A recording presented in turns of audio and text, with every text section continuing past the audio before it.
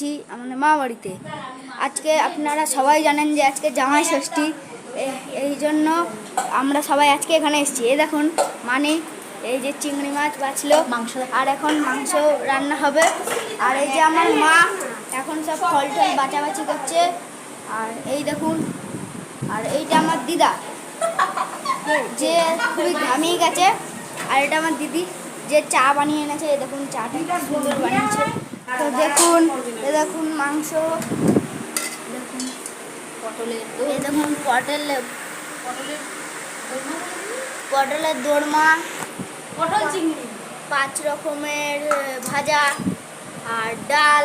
আর এই দেখুন ভাত গোছানো হচ্ছে, দই আছে পরে বেরোচ্ছে, আর দই আছে পরে দেওয়া হবে, লেবু জিনিস। দেখুন দেখুন এখন থালা গোছানো হচ্ছে। তো দেখেন গাইস, জামা ষষ্ঠীর থালিও সাজানো হয়ে গেছে।